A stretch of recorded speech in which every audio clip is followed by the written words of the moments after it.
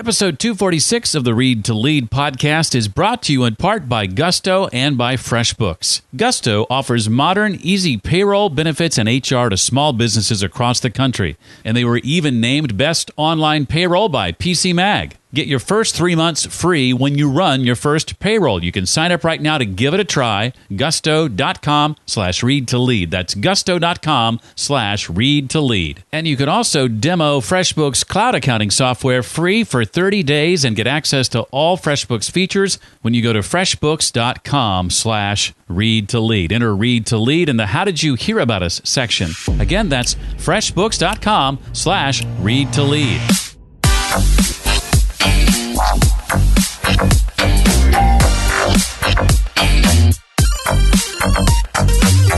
It's the toughest experiences in life that have really given me the most personal growth. So now, from every situation that I experience, I really believe that everything is happening for me.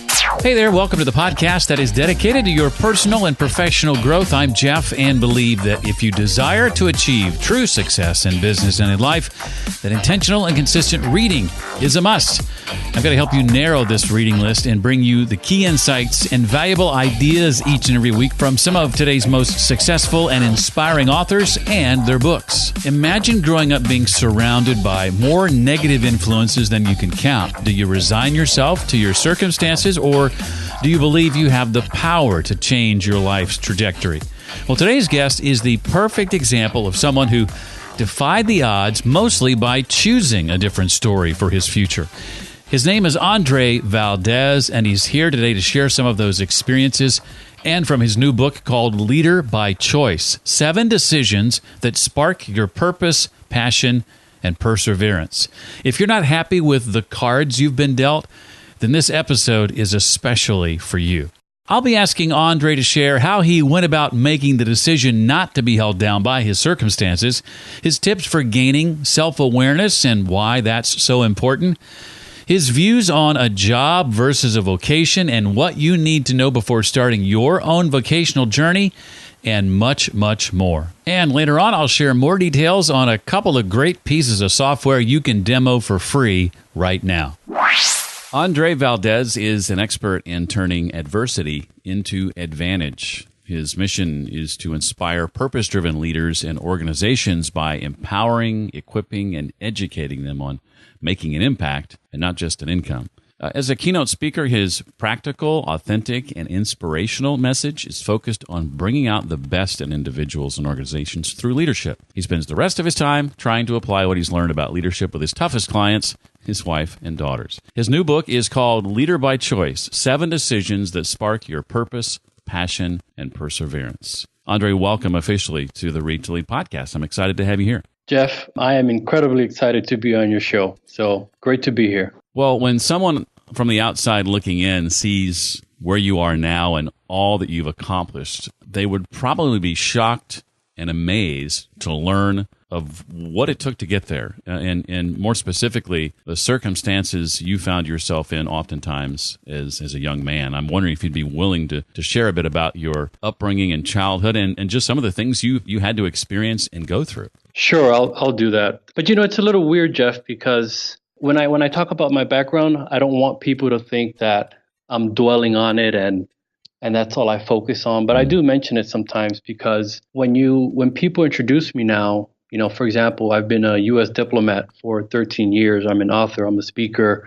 I've been all over the world. I've done all these things, but people don't know how you get to this point. And for me, I was born in Miami, Florida.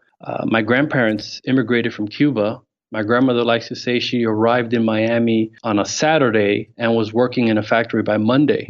And my parents had me when they were in high school, and, it just didn't work out. And they basically dropped me off at my grandmother's doorstep. And I was raised by her and my grandfather ever since. And I kept a relationship with them, but I like to say that I was in a lovingly dysfunctional family situation because I would see them on and off. But it was kind of a little bit of a tough upbringing at times because we had some significant financial struggles. We lost our home on 2 occasions. One of them was a fire. My grandfather was inside. He burned 90% of his body. Another time, we lost our home to a foreclosure. And during those those days when you were foreclosed, the sheriff showed up at your house and you were out of there. There was no leniency, stay there for 9 months or any of that stuff. You were out. And I'll never forget, we were foreclosed, and right from the doorstep of my house, I packed up the few belongings that I could take, put them in a car, and went to university to take my final exams. All my stuff was in the back of a car. And, just growing up, there was just a lot of situations where I felt like life was just punching me in the face just over and over,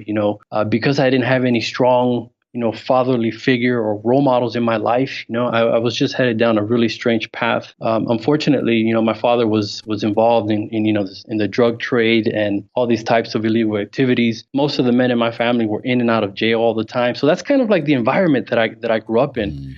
And it was weird because I wanted to do the right thing, but I had all these influences. There were situations where after we lost our home, and in one occasion, we lived in a factory for about 2 years, and I slept on the floor of that factory. I'll never forget it. I had a little cot, and after school, you go play, street football with your friends, and then when the lights go out, everybody goes home, and I would pretend to be going home, but I was actually going to the factory, and that's where I would sleep and shower and bathe every day, and then go back to school and do the same thing, and nobody ever knew about it.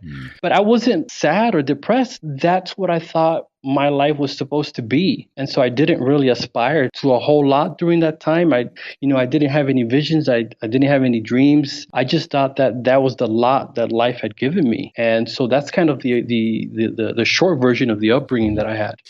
Well, in these 7 decisions that Andre talks about, the first one is choosing your story. Andre, talk about how you made a decision to live a different story, to not be held back by these circumstances you just described. Yeah, it wasn't one decision. One of the things that I realized is that sometimes the biggest changes in life come from tiny decisions that we make. And, I'll give you an example. When I was 17 years old, I was arrested for shoplifting. When I was 17, I was a disaster. I was shoplifting all the time. It's a miracle that I was only caught once. And I'll never forget that the police officer who took me in, before he dropped me off at the station, when he looked at me, I thought, oh, you know what? When he looks at me, he sees a young, black thug, no good, dropout. But he looked me in the eye and he said to me, "You're a good kid." He said, "You belong in school. I want you to go back and finish." And that happened like over 20 years ago. But it's interesting because I've never forgotten those words. And it's because he kind of gave me a different vision of what my life could be.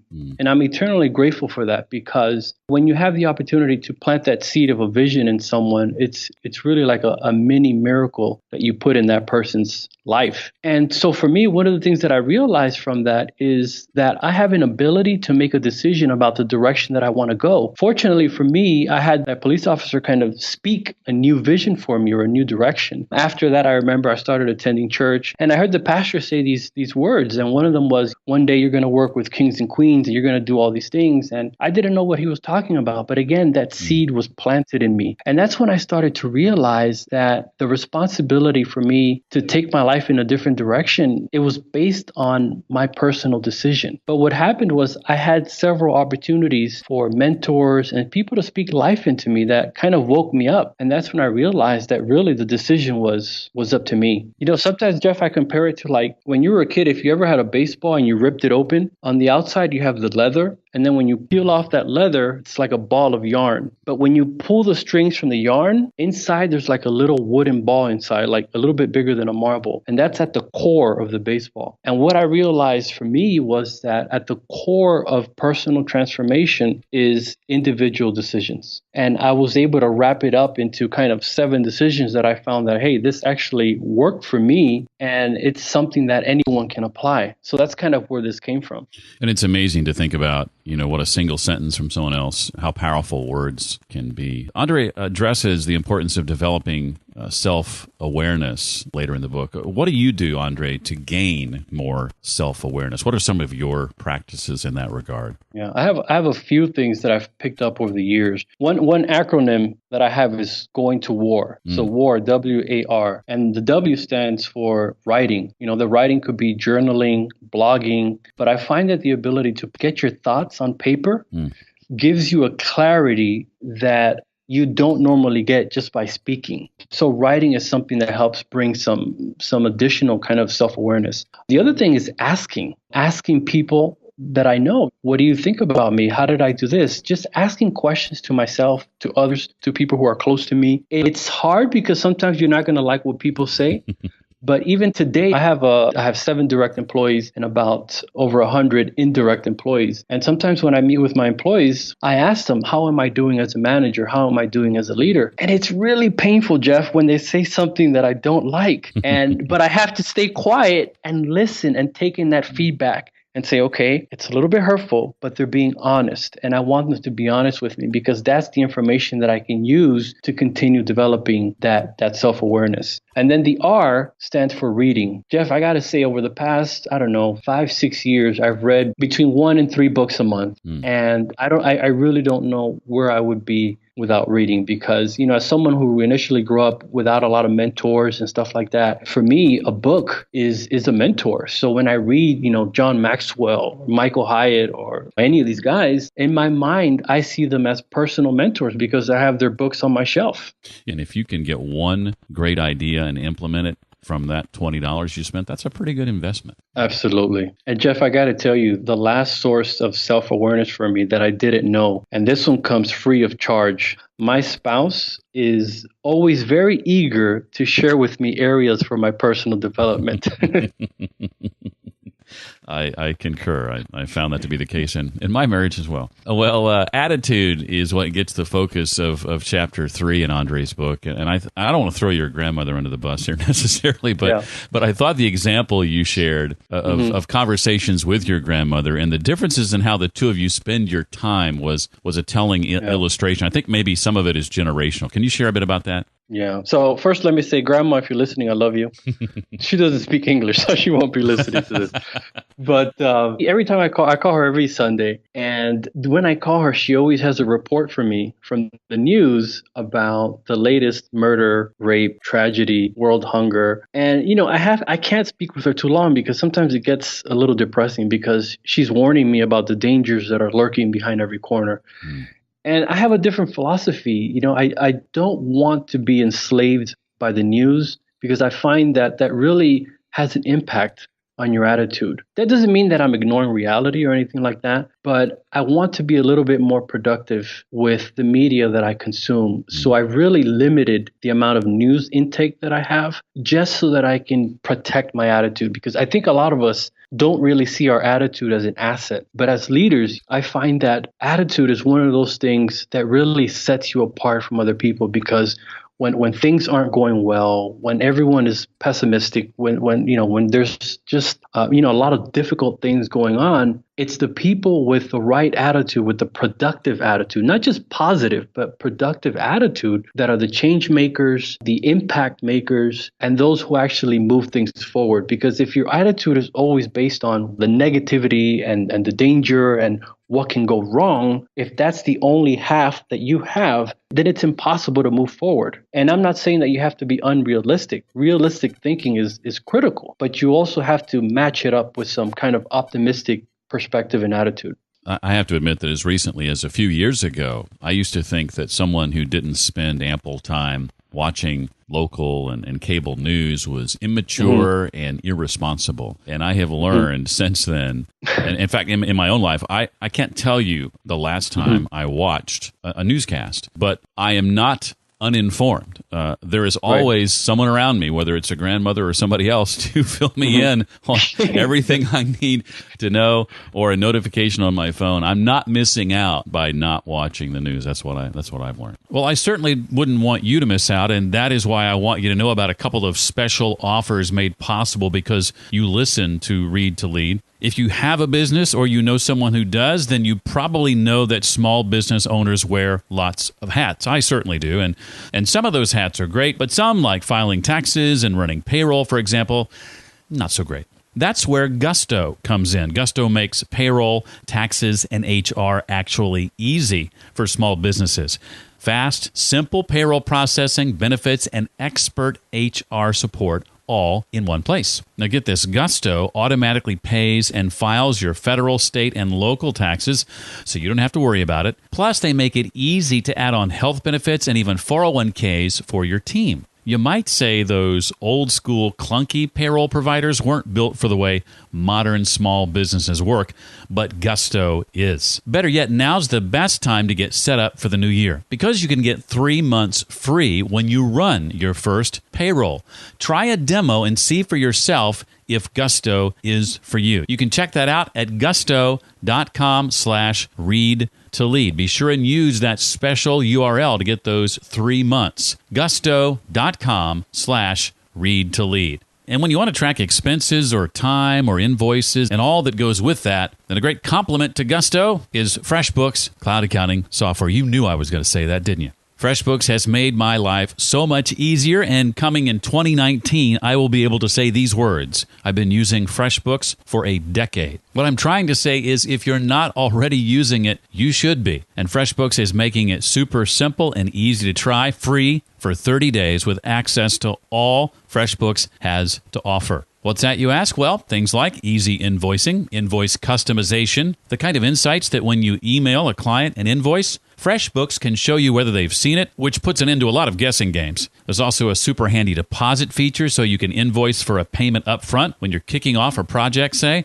If waiting for client checks in the mail is slowing down your cash flow with literally 2 clicks, you can set yourself up to receive payments online. Oh, and your clients will love being able to pay by credit card straight from their invoice. It's things like that that mean you get paid a lot faster. To demo FreshBooks free for 30 days, you go to freshbooks.com/read-to-lead. That address again, freshbooks.com/read-to-lead. Enter read to lead in the How Did You Hear About Us section. freshbooks.com/read-to-lead. Well, Andre, why do you believe that things happen for us and not to us? So what is it about that mindset that drives you and you think is important? Jeff, I didn't have a choice. I had to believe that because when I think it was my sophomore year in college, my father passed away. He drowned. Well, the story that we were told was that he was drowned. The story on the street was something else. 10 years later, my mother passed away. She was taking these diet pills at the time called fen-phen, and she acquired this respiratory disease that basically took her life within a few years of her taking those pills. And I had to step back because I had some really sad days during those experiences, almost to the point of a depression. And I said, well, I had to get to the point where I had to stop saying, why me, God? Why me? And I had to start asking, well, what is it that I can learn from these situations? And as tragic as those events are, and as much as I would never want to repeat any of that for me or for anyone, it's the toughest experiences in life that have really given me the most personal growth. So now, from every situation that I experience, I really believe that everything is happening for me. That doesn't mean that I just willy-nilly happily accept negative things. I don't. I go through mourning. I go through periods of sadness, but it goes back to the attitude that you have. Every time I'm knocked down, I really focus on what can I learn from this situation, because that makes me a more productive person. That's how I can maximize my impact when I focus on the aspects of situations that help me move forward instead of, the why me, the pity parties and all that stuff. The other thing that it helps me, Jeff, to really see myself in all situations as a victor and not a victim. Because I really feel that we have to be careful with environments and people and organizations or anything that really wants to portray you as a victim. Because whenever you're a victim, you're basically being conditioned for learned helplessness. And that's the position that I don't want to be in. I found it fascinating to read as you teach others. Many are surprised to learn from you that all of us are leaders. A lot of people don't see themselves that way. Talk about what you mean, Andre, when you say we're all leaders, but we have to decide to lead. I think for me, it happened because I'll give you an example. Earlier in my career, I had the idea that I would start working and then my boss would be a fantastic leader and mentor who would take me under his wings and show me the way and lead me the way and be the perfect example of the type of leader that I needed. But Jeff, nobody told me it doesn't work that way. I was like, wait a minute, this isn't how it's supposed to be. Fortunately, it wasn't that type of relationship. The person over me, the position was vacant for almost a year. So I was basically left to figure things out on my own. And then over the years, one of the most powerful things that I realized is that I had to become the leader I was looking for. And you see, I think the issue for a lot of us is we're waiting for somebody to take the lead. But when you don't have that person, people just stop. They don't move forward. And so it was critical for me to develop that attitude of, wait a minute, I have to become the leader that's needed in this situation. I have a leadership course lecture that I give here where I live. And I really press on the students to be the leader that you need in that situation, because no matter where you are, no matter where you live, no matter what country you find yourself in, there is a leadership void, and you have an ability to fill that void.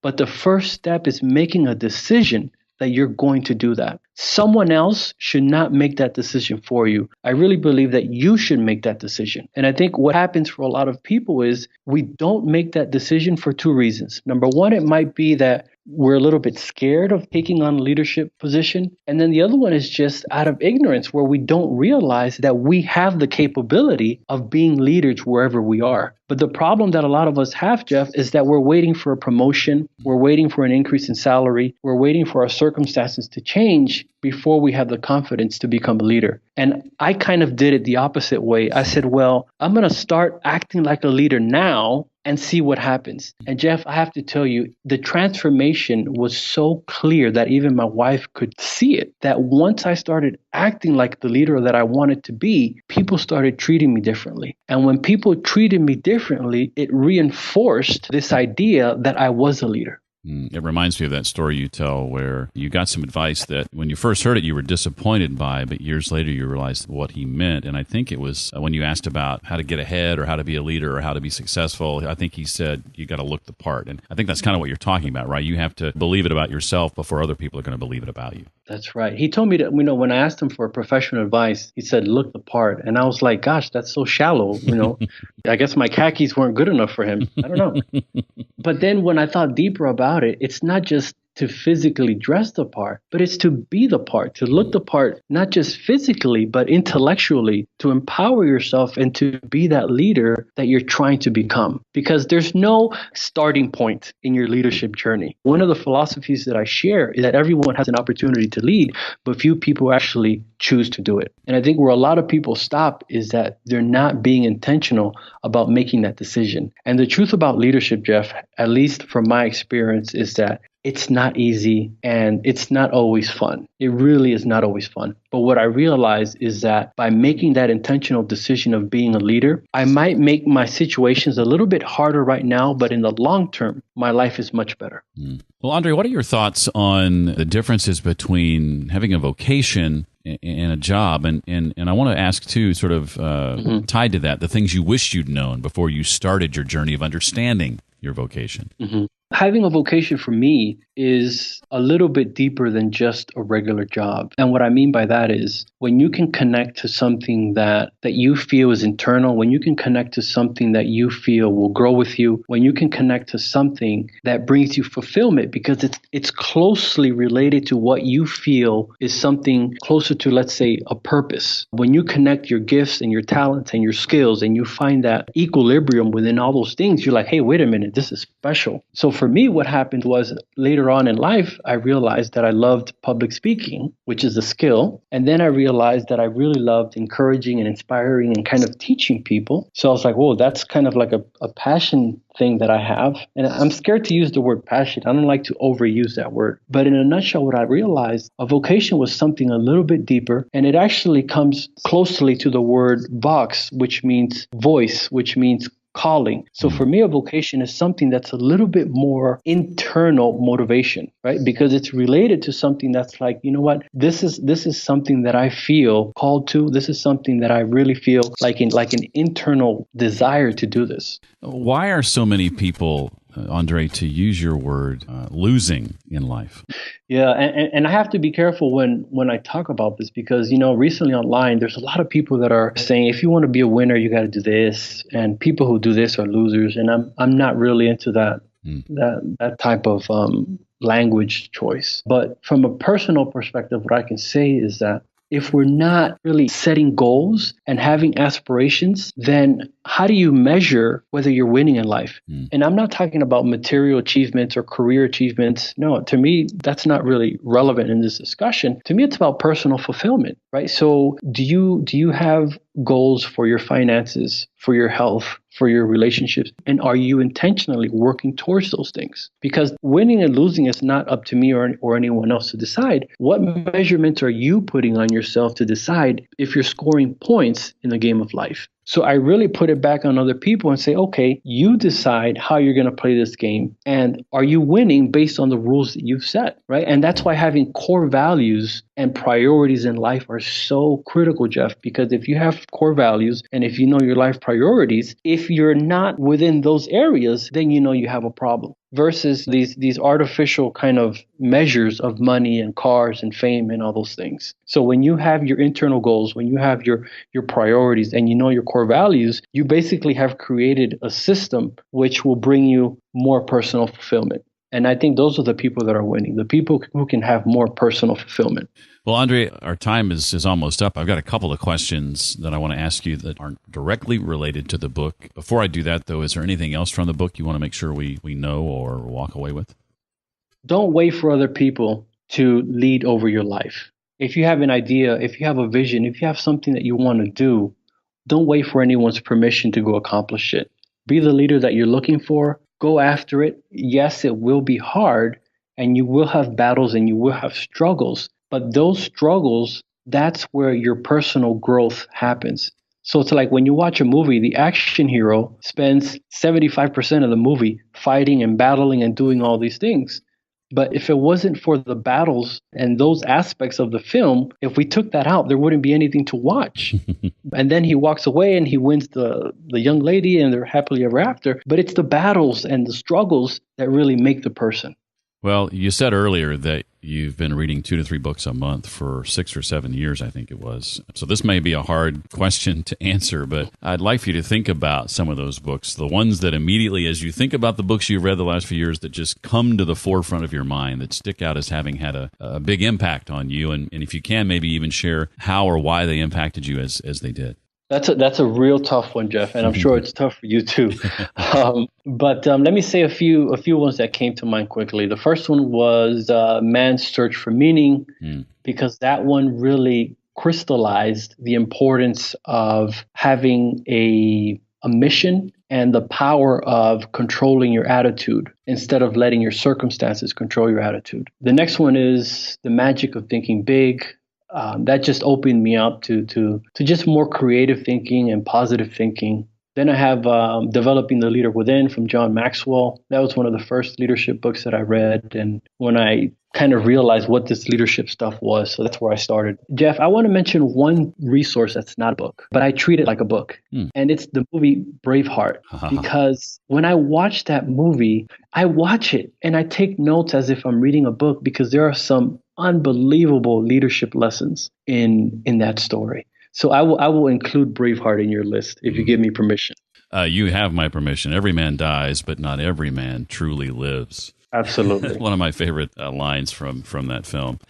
Well, as someone who's doing more and more speaking as you are, and I'm sure learning all you can to get better and better at it, what would be some of your tips, Andre, for delivering an impactful and memorable talk that you'd be willing to share with others who want to improve that skill as well? I get asked a lot, how do you speak that way? And how do you have the confidence to speak? And how do you do this? But what a lot of people don't know is when I was in college, I remember I took I think it was a communication course, and we had to give a presentation.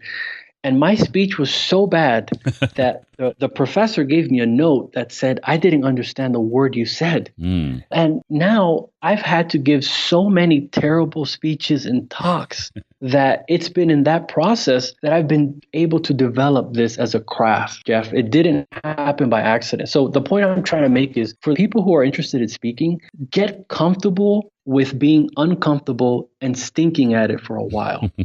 You're not going to get up there and give a phenomenal speech your first time or your second time or your third time. If it happens, that's great. But you have to really treat this as a craft and as an art. You have to be prepared to be uncomfortable, but push through it. And when you push through it, you will get there and you will get better and better. And that leads me to the second point is as you get more comfortable, you will feel more comfortable being you when you're at the podium or when you're on stage. The most powerful speakers are the ones that are the most authentic, the ones that are really themselves. There's a lot of articles on how to be a great speaker. You have to do this, this, and this. But you'll also find people who don't do those things and are great speakers. And what I find is those are the ones who are authentic. So get comfortable being uncomfortable and get enough practice that you start to get comfortable to the point where you become authentic. And it takes time, but treat it as a craft. I can certainly attest to that. In recent months, I have challenged myself to be more vulnerable in public talks. And I have found that as I have done that, the talks that I give are far more well received and seem to have more of an impact for sure. In high school, I had to take a speech class in high school. It was required, and I got a D+. And I had another speech class in college. I did a little better. I got a B+, I think, in that class. I don't think I had improved that dramatically. I think the professor just felt kind of sorry for me, but I gave it my best shot. And that is something that I never imagined all those years ago, that would be something that I would not only be doing more of, but actually enjoy and love. I could not stand doing it back then. Just was terrified. So it's really interesting to see that path. Well, now that the book is out, Andre, beyond promotion, what's ahead for you that you're excited about? Well, now I'm working, Jeff, on creating the audio version of this. So that's going to be interesting. I've never made an audiobook before. Pretty soon, I'm going to get started on that. And then I have plans to line up several more speaking engagements. I definitely want to do more speaking internationally, which is something that I haven't done a lot of. So I'm really excited to get more involved in the craft of speaking to larger groups, but to doing it a little bit more internationally. You know, it's really fascinating, Jeff, but a lot of the ideas that we have in the U.S. about leadership and business and entrepreneurship, when you go to other countries, it's really foreign to them. It literally is foreign to them. Like they've never heard a lot of these concepts and the way that we explain it and the way that we do it. So that's just been something that I've been doing recently, and I've just really enjoyed it. The book, again, is called Leader by Choice, 7 Decisions That Spark Your Purpose, Passion, and Perseverance. His name again, Andre Valdes. Andre, thank you so much for taking time out to be with us and sharing your experiences and your wisdom. I really appreciate it. Hey, Jeff, it's an honor to be here with you. As a fan of your podcast, you know, I've heard all these amazing guests that you have on. And so it's a great moment for me to be here with you and sharing this message of leadership that we both love. I've written a blog post dedicated to this episode, including links to the resources that Andre and I discussed. You can find that post at readtoleadpodcast.com/246 for episode 246. Remember that software you can demo for free right now. Gusto offers modern, easy payroll benefits and HR to small businesses across the country. Go to gusto.com/readtolead. That's gusto.com/readtolead. And demo FreshBooks cloud accounting software free for 30 days when you visit freshbooks.com/readtolead and enter Read to Lead in the How Did You Hear About Us section. If you have comments or feedback about the show, you can write me directly, jeff@readtoleadpodcast.com. Well, that does it for this week. I look forward to seeing you next time. Until then, remember, leaders read and readers lead.